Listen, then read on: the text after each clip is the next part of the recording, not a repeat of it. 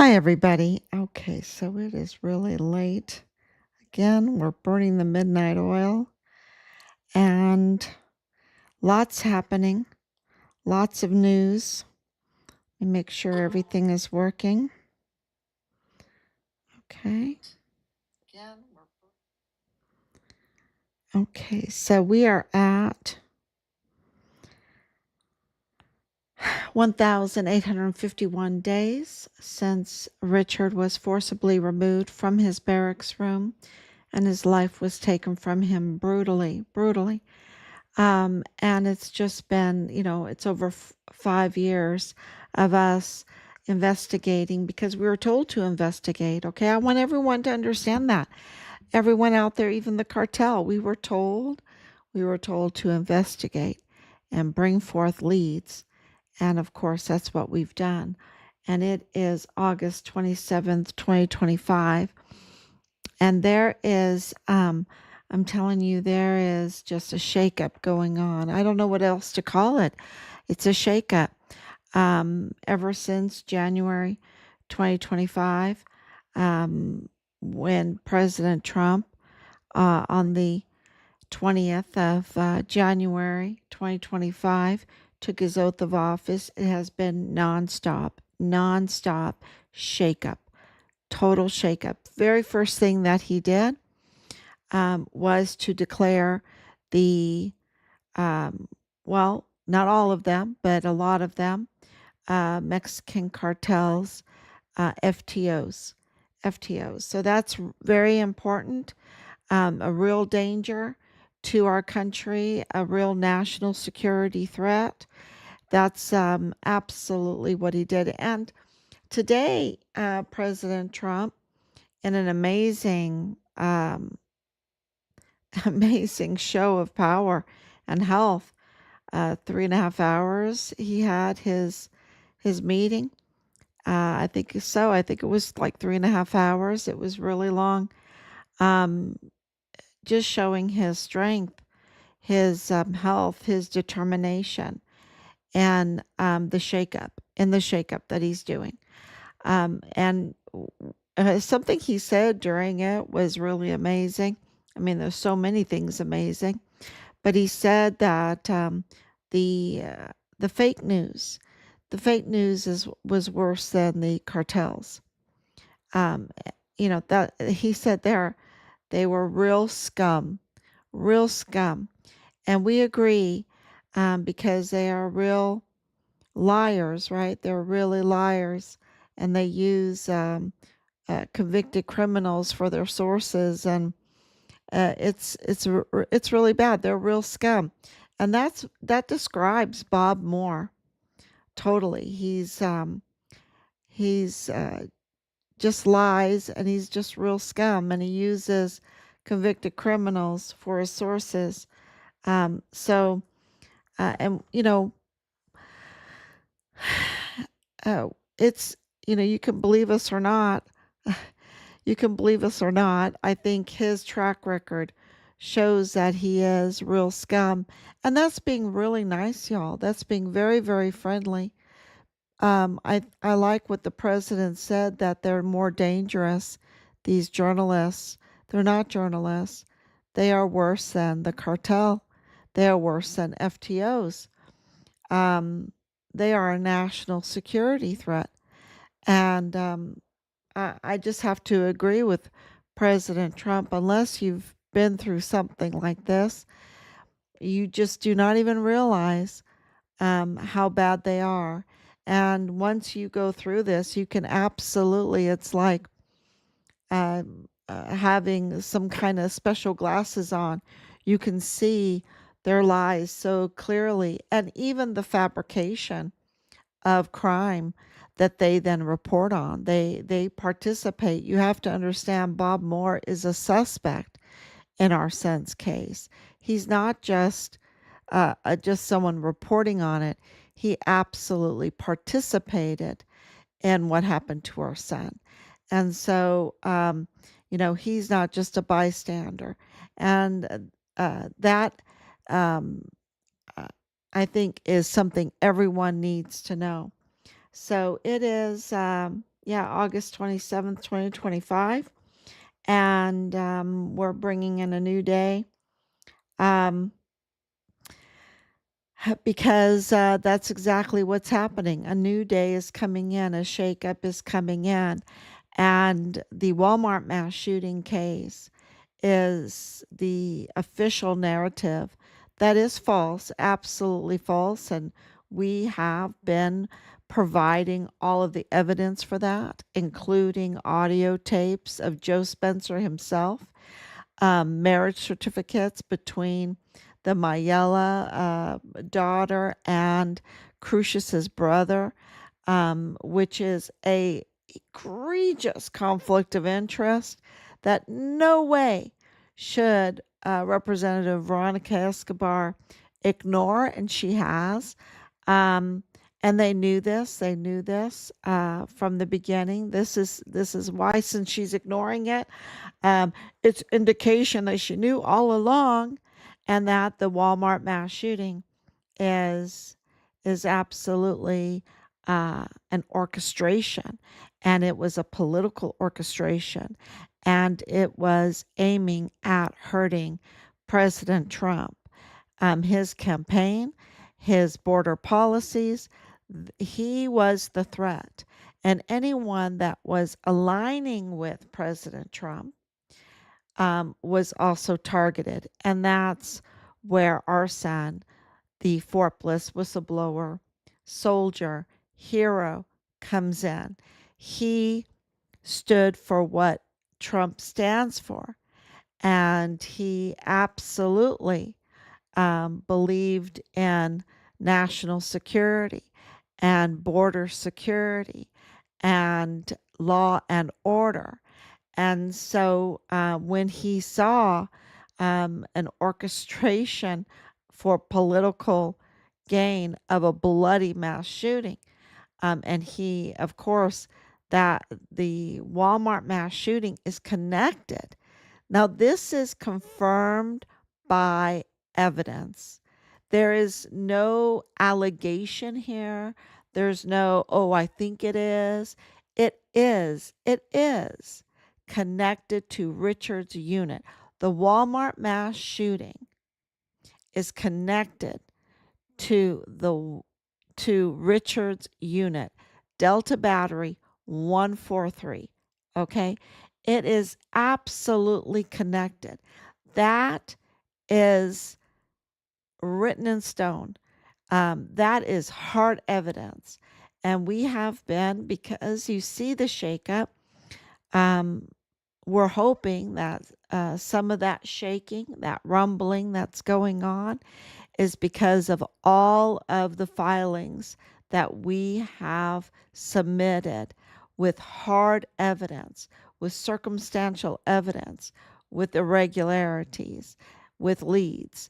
And so, one of those hard evidence is that the Walmart mass shooting is connected to Richard's unit on Fort Bliss. This means that the Walmart mass shooting is intertwined with Fort Bliss. That's very important for people to know. And some of that evidence, and it's not just one piece of evidence, hard evidence, it's loads of hard evidence. Um, eh, so for Veronica Escobar to be denying us a congressional hearing confirms that she knew all along, that she's part of this. And of course, it's political. And of course, she was the co-chair for Biden's campaign, and she was the co-chair for the Harris campaign. That tells you something too.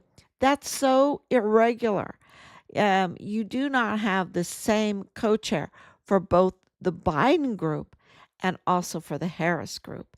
Harris, that also tells you something, that she was a co-chair for both, and that means she was in her hands were the $1.2 billion. I think it was more than that. I think it was more than that. And she was in charge of the way that was all spent. So, and she didn't win. She didn't win. She did badly because she's very out of touch. She spends too much time, mirror, mirror on the wall. Who's the fairest of them all, right? Um, Wanting that kind of witchery power.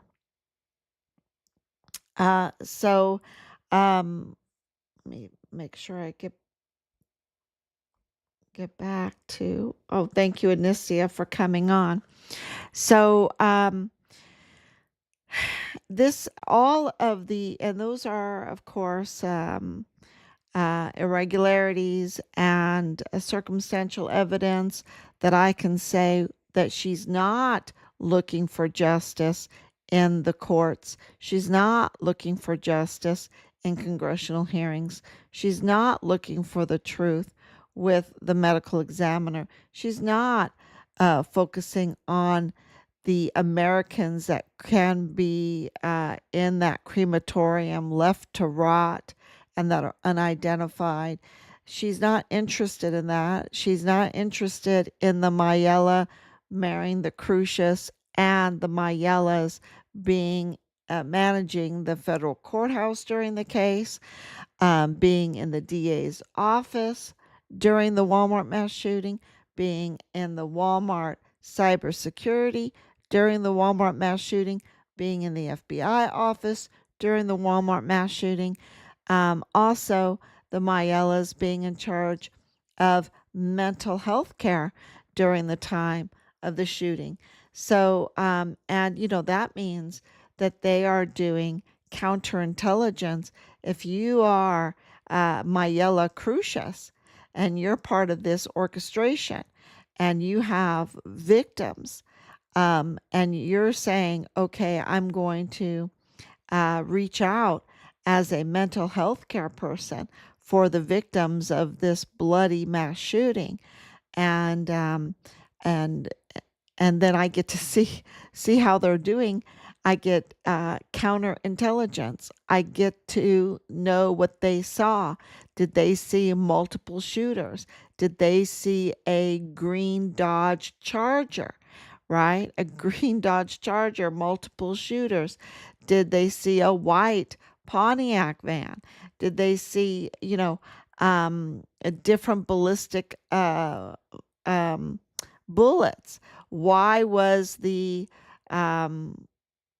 scene not secured for 48 hours or more? Uh, where is Veronica Escobar? And asking those questions. Why did Ted Cruz walk the scene? Why did Beto O'Rourke lift up a known criminal, an absolute known criminal with a record who was had an open warrant for his arrest at the time, and didn't even mention that, and pushed Ernest Christopher Grant, pushed him so far to even meet with the governor on gun control, that they were pushing gun control. This was and lived on the same road as David Johnson. Ernest Christopher Grant lived on the same, just houses down from David Johnson, another victim that lost his life.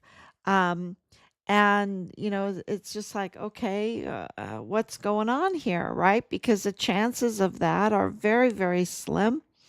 And we know that David Johnson's son-in-law is absolutely related to the dirty canine cop that orchestrated with others a way to arrest Richard, to get him in the system, illegally arrest Richard, to get him in the system so that they could do counterintelligence on him, make him desperate, frame him, and send in Ray Velarde, a billionaire cartel kingpin, El Mayo's lawyer, to operate a, a, a counter intelligence operation on Richard Halliday, the whistleblower.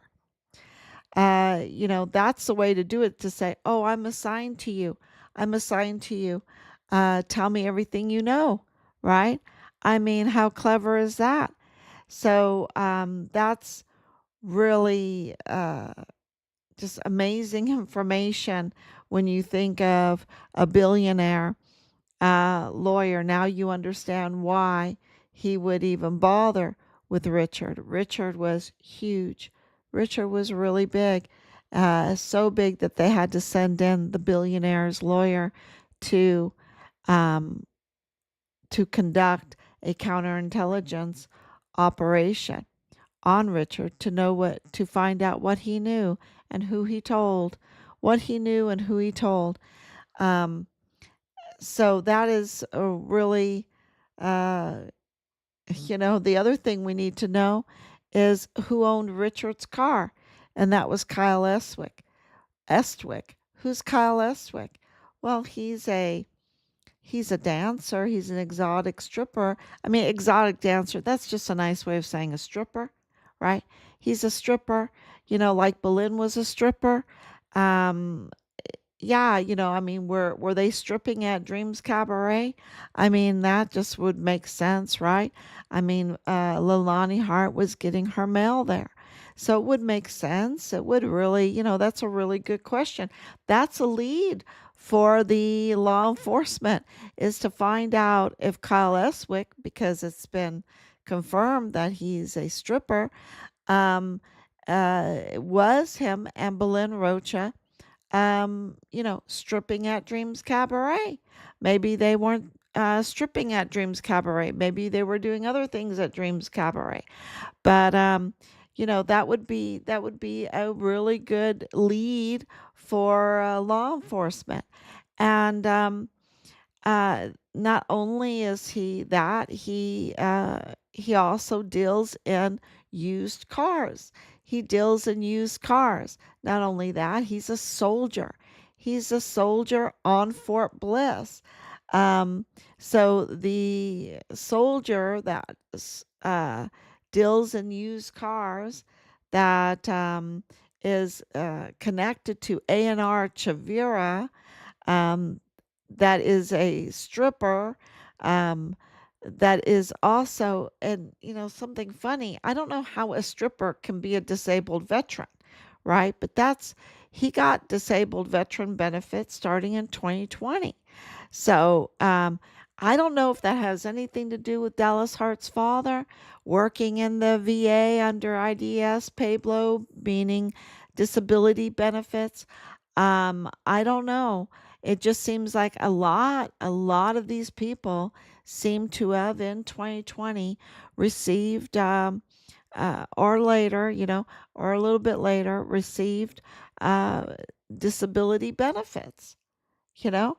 But I don't understand how a stripper can be disabled, right? And but I don't know, he might have some reasons. He might, I'm sure that they vetted that. I'm sure that the VA vetted to make sure there's not fraud going on in collecting disability benefits for veterans, right? I'm sure that the VA has been vetting that and not letting that kind of corruption go into the VA. Um, and so, yeah, so this stripper, very young, is a U.S. Army soldier. I don't understand how a U.S. Army soldier can be a stripper. I don't understand that. But maybe General Mealy can explain that. Maybe he's undercover as a stripper. I don't know. I don't know. I know that he has his hands on fuel that he was doing the fuel on Fort Bliss. If you needed fuel, well, you had to have a special. I'm sure that they were not allowing corruption with the fuel on Fort Bliss either, right? Um, I'm sure that everybody was vetted who was getting the fuel, what vehicles the fuel was being put in, where the vehicles were going. I'm sure all of that was vetted through Kyle Eswick. I'm sure he was very good at his job, very good as a stripper, very good as a used car salesman. You know, I wonder about the Mercedes now, because of this Toyota, right? The Toyota that was sold to Richard, that was trafficked. And I'm sure that his friendship, his connections with Anar Chavira, you know, having those cartel ties, who knows? Who knows? I don't understand how a U.S. Army soldier can have all this. But uh, you know, I'm sure that I'm sure Lieutenant General Sean Bernabe looked into it, right? I'm sure that he cared about Richard and where Richard's car ended up, wanted to get to the bottom of if there was any a retaliation against Richard that would lead to taking Richard's life brutally and hiding his body, right? And if that had to do with Leilani Hart and Dallas Hart and James Hart and Nidal Bayim, the Palestinian arms dealer, and I'm sure that Lieutenant General Sean Bernabe wouldn't allow our fuel to be misused for trafficking, right?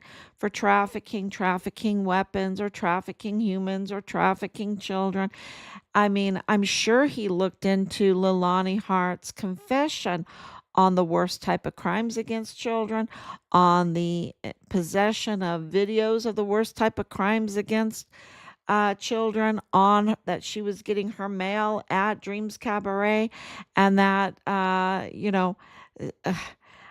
if she was uh in connection working at Dreams Cabaret with Kyle Eswick, if he was there doing his really good dancing moves, I'm sure that Lieutenant General Sean Bernabe and General um, Garrett were looking into all of that. And I'm sure Lieutenant General Donna Martin, the provost marshal, was, covering all the bases there, I'm sure, and looking into, uh, all of those coincidences. And then the fact that Kyle Eswick owns a Dodge Charger, that he owns a Dodge Charger, and that, it is very well known, very established that witnesses said a green Dodge Charger was a getaway car, that they saw um, uh, other assailants leaving in their getaway car a green Dodge Charger. Green with envy? Is that green with envy? Because the color of a green Dodge Charger is green with envy. Is that God has just some kind of really amazing way of telling us what's going on here, right? Um, and everything, and everything. I mean, it's no mistake that Donald Trump's name is Trump, right? When there's a real shakeup going on the regular playing field in El Paso, with all of um, the poisoned pawns operating and now being trumped. And this is a poison pawns 2.0. I want to make it very clear because we just got breaking news again before came on about Governor Mauro Campos, about her police force. She has state police, and like 30 of them were down at the southern part of Chihuahua, of the state of Chihuahua, and they were conducting their surveillance businesses down there, and they got caught. They got caught by the Jalisco New Generation cartel. And even though these police had their very high powered weapons with them, they were made to get out of their vehicles in uniform. These are state police under the protection, under or loyal to the Pan Party Chapatos, Chapatos Chapatos, I hope I say all this right, faction of the Sinaloa cartel, Governor Maru Campos, who had her total hand uh, on the rotting body dumping ground of Plenitude Crematorium. And so here is her men. They're forced out of their vehicles, their very protected vehicles, with their high powered weapons, and they are paddled. They are actually, it's called paddling. They were paddled by the Jalisco New Generation cartel. Now, what does that mean? You know, when you're paddled, I mean, some of them wound up in the hospital, y'all. They got a beating. They got a beating called a paddling, a disciplining, a disciplining. I was told it was called a disciplining, a paddling. They actually paddle them, and they paddle them hard. I don't know if those paddles have holes in them, have some of them are really brutal. They have the holes in them. I don't know. I don't know, but it's called a paddling. I don't know if they use paddles. I know that that was a message being sent to Governor Maru Campos, and the only way that that is happening, uh, uh, you know, uh, and I ask, where is President Scheinbaum? Because, 20 days ago, 22 days ago, she promised to get to the bottom of this. Um, and here we are. I mean, how long does it take? You're talking about piles of rotting bodies. Isn't that important? Isn't that important, especially when it's transnational? You might have some Americans in those bodies. You might have a U.S. Army soldier in those bodies. You have some of those bodies wearing uniforms. You have a display of their torture. It's been confirmed that torture activities were going on there. You have the owner of it in El Paso, running businesses in El Paso. Where is Scheinbaum? Where is President Scheinbaum?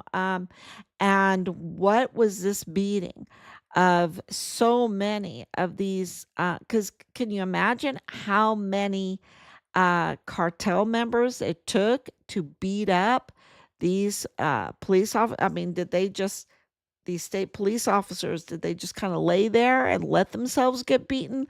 I don't know. I don't know. Maybe it'll come out on TikTok or something like that.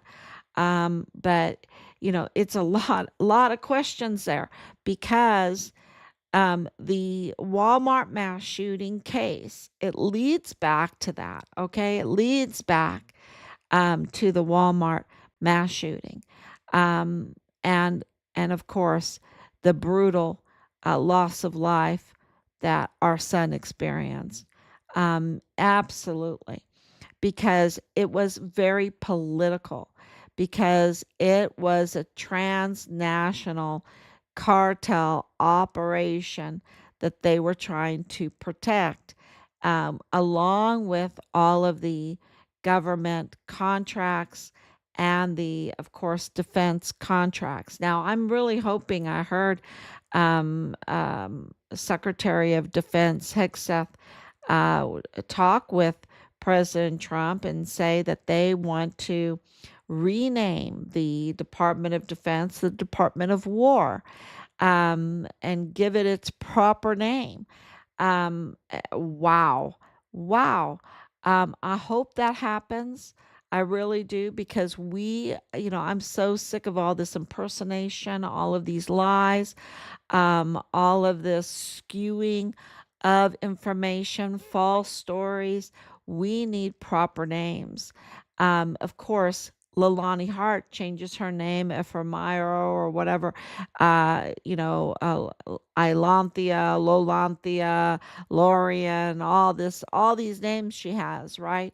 She has all of these names, and she has a new name now. Who allowed her to have this new name?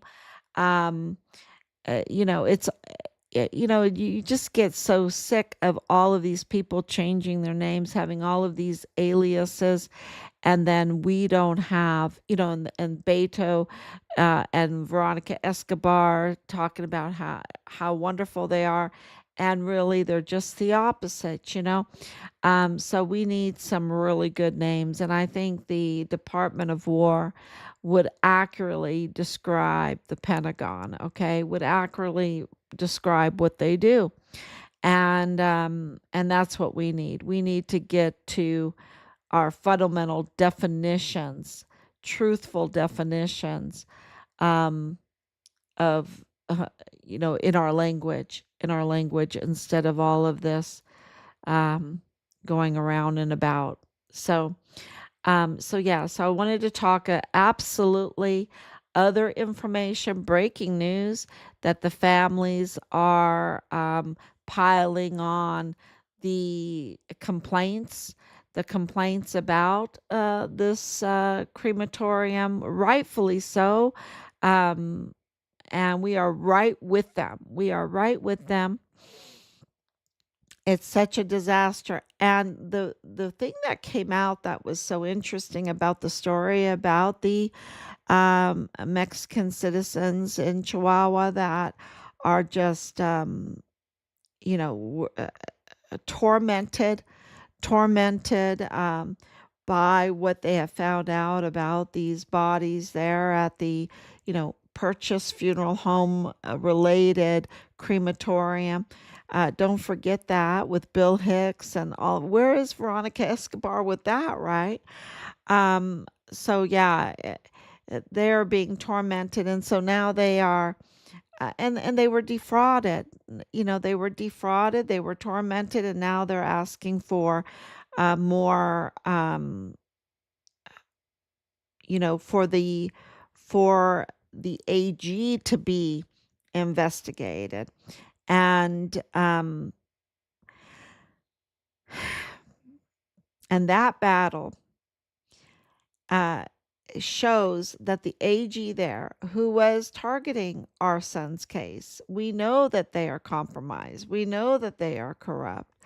Um, so we absolutely agree with this family. And the family is being told that they would be better off with El Mayo, that they should go to El Mayo for prosecution, for justice, that's where they should be going. That tells you that the um, Pan party that rules Chihuahua has lost their power, has lost their respect. Um, so we know there's a shakeup going on when that is the case. Um, so what else? The the trooper that was harassing us. It's very interesting connections. Um, I'm just telling you, it all leads back to like Dreams Cabaret. Dreams Cabaret goes into the judicial system and leads to Dreams Cabaret, and I couldn't even be making this stuff up. Um, but it's like, okay, we are way beyond being intimidated. We're way beyond being threatened. We're way beyond, being bullied and being afraid or whatever.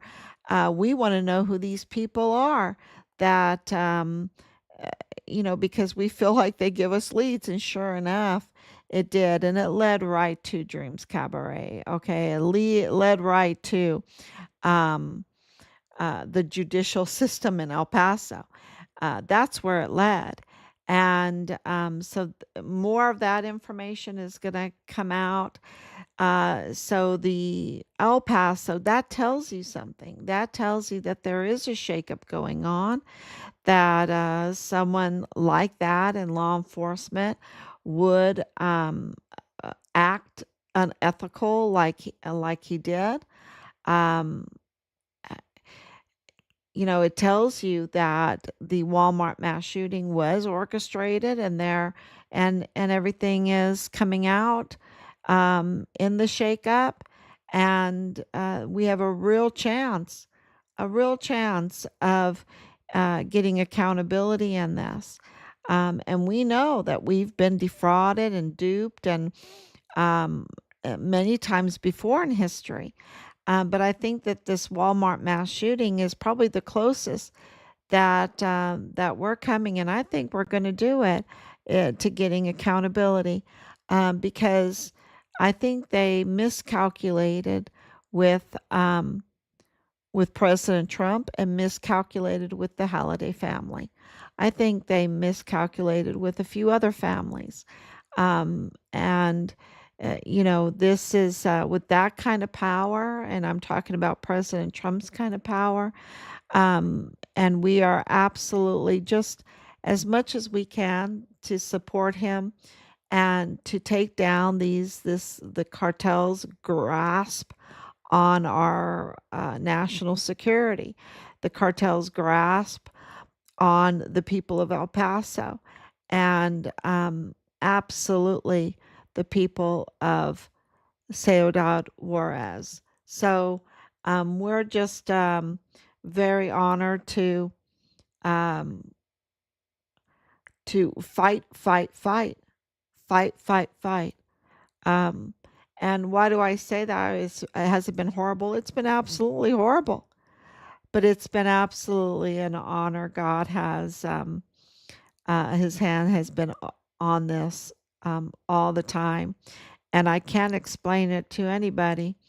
But I think that we don't have to explain it to President Trump. I think he understands that something can be absolutely horrible, tormenting, hellish, every word that you can think of.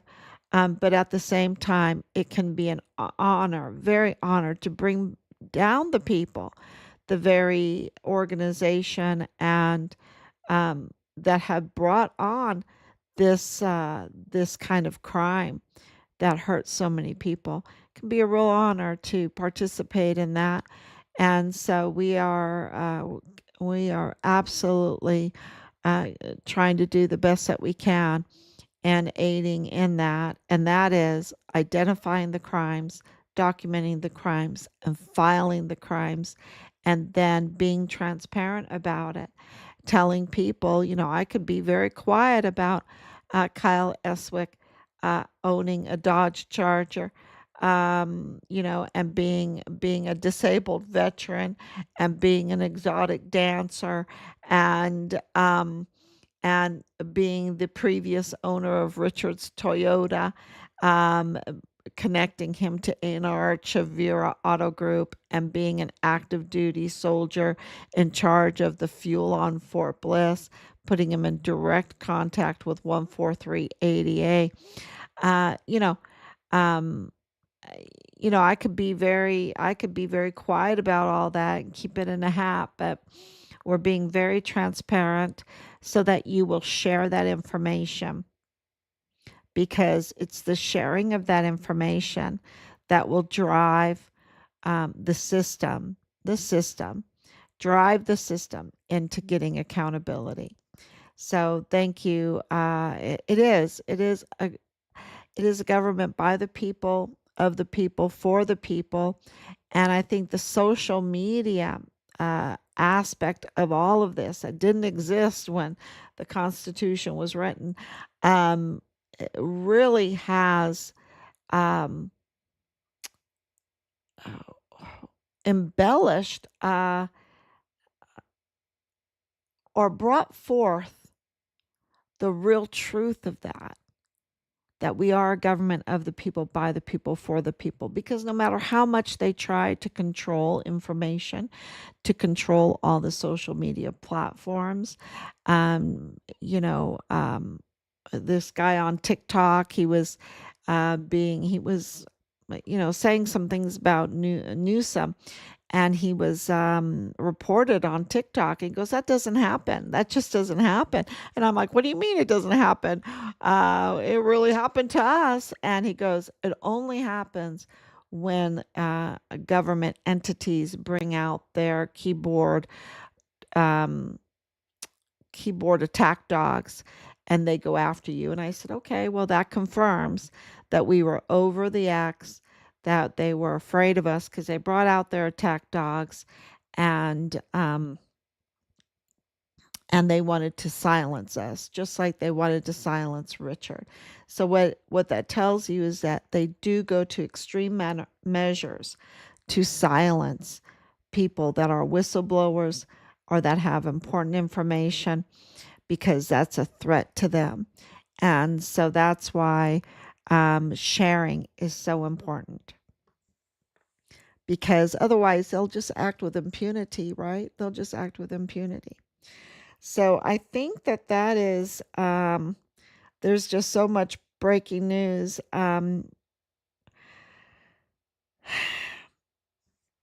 Make sure I got all my notes here. Oh, the tunnels. Yeah, the tunnels. So more research, talking to more people about the tunnels. There is no question. There are loads of tunnels, a network of tunnels under El Paso, under Fort Bliss, and under Ciudad Juarez. Those tunnels go across that border. And that has been well known. I was told a long, long time ago when my dad was, when I was jogging with my dad, and my dad was stationed there, and he said, there's tunnels everywhere. There's tunnels everywhere. And I think that grid map that I put out is a very good illustration of how planned El Paso, the city of El Paso, or El Paso del Norte, right? How planned it was, because for a long time. I mean, we need to know the history of it, right? It really it begs a lot of questions now.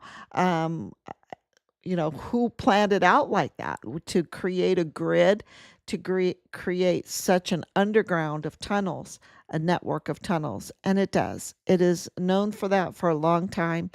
And to say that they're not under the schools, even UTEP. UTEP is right there on the border. There are several, there's some parks there's schools. And why are schools so important? Because if you're at UTEP, or if you're at Guillen Middle School, which was the old Bowie High School, if you're at, what's the other one's name? Jefferson, is it Jefferson? Or anyway, there's several other ones. They have a lot of cars coming in and out all the time. So if you're going to traffic, no one's going to, if you're unloading trucks or loading trucks, or you have a lot of kids, moving people all the time, those areas, people are not even going to say anything, because that's a normal thing that you see there. So sometimes crimes can be happening right in front of your eyes and you don't even see it. Especially if you have someone like Manny Chavira, the unqualified and totally cartel tied chief of police for the ISD. I mean, what could go wrong, right? What could go wrong if that's going on? So, yeah, there is no doubt the truth of all the tunnels. There's just plenty, plenty, plenty of hard evidence over and over again. Proof of the tunnels, proof of the level of high tech that's in the tunnels. And these tunnels even are, cross the border in Mexico from California. So this is, all on the border area. It's known. So any naysayers out there, um, you just need to go to some other site or whatever, because it's a fact. It's a fact. There's tunnels. And Delta One, Ulysses, I think his name was Ulysses. He just lost his life brutally, with two state police. I think they were both state police. I'm not sure. Um, I believe so. They also lost their life. And Delta One was the La Linea um, cartel leader that was in charge of the tunnels. So if there's no tunnels, why would you have a cartel leader that's in charge of the tunnels, of overseeing the tunnels? And you just had that exposure of the one big tunnel in January of 2025. And, and then now he lost his life. So I don't know all the details about the motives, why, but I'm sure that it has to do with the tunnels. So, and we did get, um, this is really important for people to know, we did get law enforcement confirmation that tunnels were under Guillen Middle School. Okay. That they are under many of those schools all along the border. And that's really important for everyone to know. So thank you so much. What does this all have to do with Richard's finding Richard's body and getting accountability? Well, this is the group that did this to Richard. This is the same group. It's not an accident that Ray Velarde did a surveillance on Richard. Okay, that's not a counter intelligence operation on Richard. That's not a coincidence. So this is they absolutely know. They know what happened to Richard. They know what happened to his body. They know, and I believe that President Trump does too, because we would never have gotten those letters on August 6th and 7th, one day apart, two letters with all that information, if he didn't know everything. Okay, he knows, and it's all shaken and crumbling, and that's why you see Veronica Escobar, the headlines. You read the headlines too. She's calling for people to hit the streets and do some rioting or whatever, right? She wants some people to protest the accountability, right? She wants, what she's saying is she wants the cartels to keep doing the body rotting dumping ground. That's what she's saying. She wants it to continue to pile up rotting bodies, that the car that and the torture operations, and to allow those people that do those kind of operations to have free reign in El Paso to open up businesses and and get all kinds of licenses and do and give mortar dust to grieving families and urns. That's what she's saying. That's what she is protesting, the families that are now filing for investigations and for accountability for what the torment their families have been put through. She's protesting against them because she wants those children to be trafficked. She wants those women. Look at the pictures. There was a woman there in her underwear with evidence of her torture still on her body. And Veronica Escobar doesn't want us to get to the bottom of that, to get accountability for that, to stop that, to restrain it. I mean, she should be calling for the arrest of Rafael Caron, right? Or Arleano Caron. She should absolutely call for his arrest, the owner. I mean, his mother is living in like $1 million house. He has another house that's right next to Beto O'Rourke.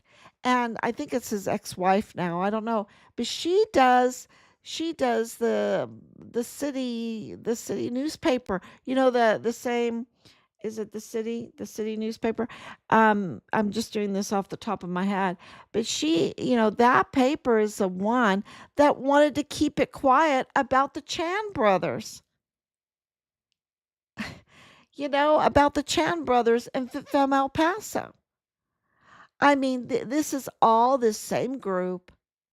And I'm sure even that Danielle, or the honey, the honey trap for director Sanchez, I'm sure she's part of this group too. Because you don't get to drive around with several cars that are like 100,000, 200,000, $300,000, right? Um, and to, uh, yeah, it's very clear. Um, that this is the same group. And so, yeah, I get very frustrated with Veronica Escobar for not doing the congressionals, for not taking care of national security, for not looking after Fort Bliss, and this whole redistricting show that they put on, leaving and everything. Our intelligence was the reason why they left Texas was because they wanted to make sure that Fort Bliss stayed in the hands of Veronica Escobar. Now that's pretty sad, and that tells you something. And so she needs to be held accountable, absolutely, for all the crime that she is right now engaging in. Um, so thank you so much, everyone. I think that's all there's so much news. And thank you for your prayers and your love, Anicia. And I will be back tomorrow, God willing. Bye bye.